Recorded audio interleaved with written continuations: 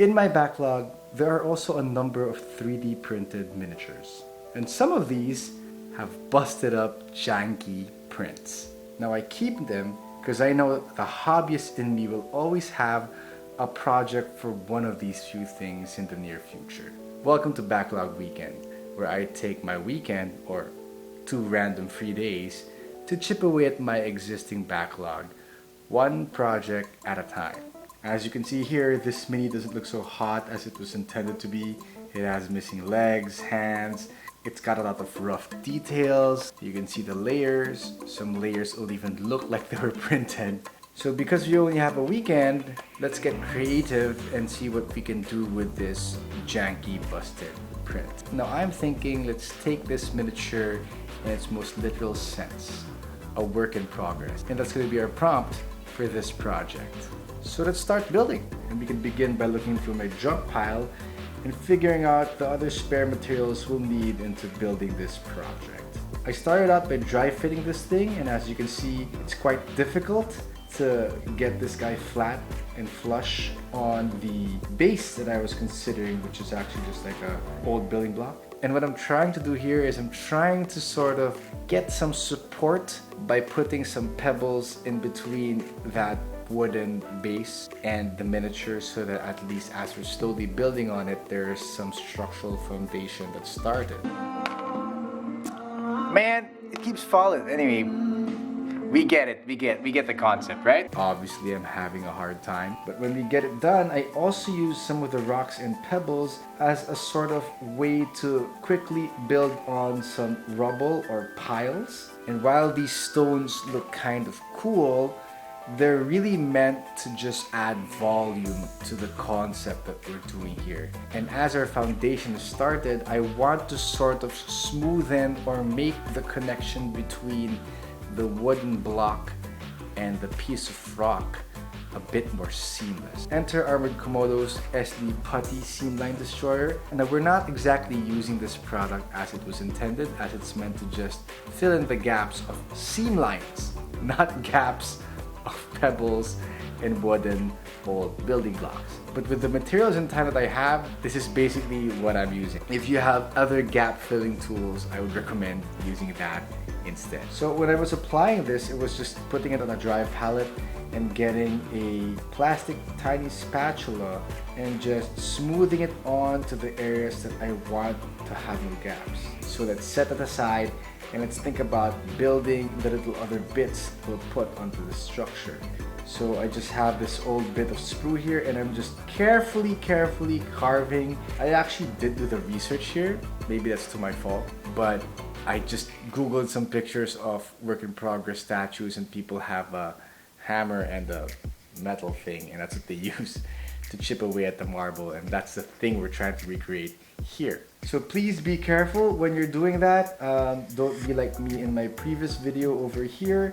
I really was careless with my hobby knife, and basically we are just turning and slicing inch by inch until we get a fine point that we are very much happy with. And then we take our hobby saw, swing, that's from Tamiya, and we carefully cut the rest of the excess sprue to make sure it's the size of the chisel that we want. And then we move on to a hammer, which is of course a Stormcast Eternal hammer, the best place to get your hammers. And I took my hobby saw again because I wanted to take out the hand bit of the Stormcast Eternal, and then I just glued on the remaining bits to make a shorter half. Vallejo texture products are super worth it. They're a bang for your buck. Yeah, their texture is not as varied as most texture products out there, but this does fill up a lot of gaps, and you get a lot of amount in a single jar. And what I'm trying to do here is I'm using the sand texture to sort of make the gaps in between the SD putty we previously applied and the stone to make that a bit seamless. And we want to sort of create a texture that merges or blends all of that together. And a nice tip that I have here is that you want to just sort of stroke upwards into the model, because we're trying to make it look like the sculpture or the guy is inside that marble block. And then I also switched to a different, thicker material just because I want some varied texture. And you'll notice I swapped from a spatula and I started applying it with a brush because I just wanted to get into those nooks and crannies. So that's what it looks like when it's all done. And I realized it doesn't look like a sculpture that's sculpted from a marble block as we are intending it to look like. And I believe that's because it's obvious that it's standing on just a block and we just added a bunch of clumps on top. And I sort of want to break apart that straight line between the wooden block and the texture materials we added. And we sort of need something to break apart that line. And the first thing that I'm thinking is to add some more straight edged pieces on top of the wooden block, just to make it look like it came from a giant block of marble and then we are digging into it. So we're taking this piece of random plastic scrap and we're taking our cheap pliers to weaken it up, and then swing, we are getting again our hobby knife or hobby saw to cut through the plastic. And then for some of the weaker bits you can just bed them all together and you have your flat bits. And these are the flat bits that we will build to make it look like there's more untouched marble on top. And then we'll add some more texture to make these added walls a bit more believable. And so my tip with bottles like these is to add some sticky tack on your mat and use that as pseudo bottle holders so that if you accidentally hit the bottle, it won't tip over. So what you're trying to do now is we have some straight edged plastic just standing beside the miniature and they're just awkwardly there. And I'm trying to connect those plastic bits to the rest of the model with the textures that we have, and as you can see, it looks kind of more effective. The line that we were pointing out earlier is not as evident and it looks like there is a bit more untouched marble to the side. Now that what's left is to sort of just smoothen the parts that we want smooth. We're pretty much ready to paint! And that's the whole thing primed, and as you can see, I already put the hammer and chisel. Chisel, that's the tool we were looking for. The hammer and chisel are now connected to the actual whole thing, and this is the whole concept. I added some more texture paint because, as you know, priming a model will always expose your mistakes, and it exposed some of my mistakes. And to paint this thing, let's use the paint that we use least, and that is Wraith Bone. He was base coated 3 times all around, and I wasn't so neat about it because we are going to be doing a lot of techniques on top of it. The first one being adding those marble textures. I don't have an airbrush, so we will be hand brushing the marble effect using these 3 paints, but thinned down to a glaze consistency. All 3 paints will be employed to use lines in just the way that I am showing you now. So you want the consistency just like this, and then when we are painting, just draw random lines like you were, painting a power sword with maybe lightning. This is the first time I'm trying out this technique, and I do wish that I had done thinner lines, but in the end it was pretty much, I would say, passable of an effect. So I do all 3 colors on this first pass, and you can also just restrain yourselves to the flat areas and the figure, because the rubble and the dust, I don't think the marble effect would show much in that area. I chose like a light pink or a light red and a very muted green to go with the gray, because those are the normal usual streaks or veins that I see on marble blocks or bricks, and this is how it looks like.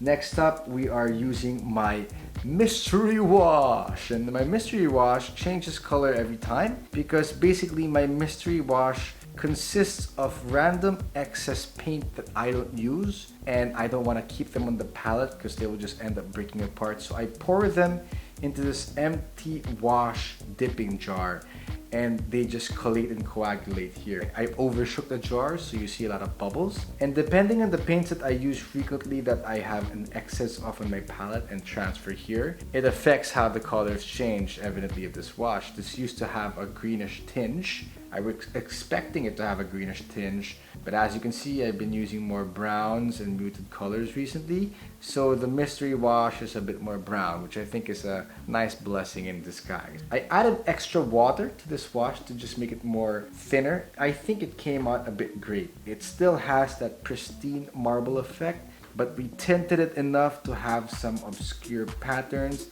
and also shade the whole model itself. Now we go on to our dry brushing. We're using some Armored Komodo paints again. Armored Komodo has a great review.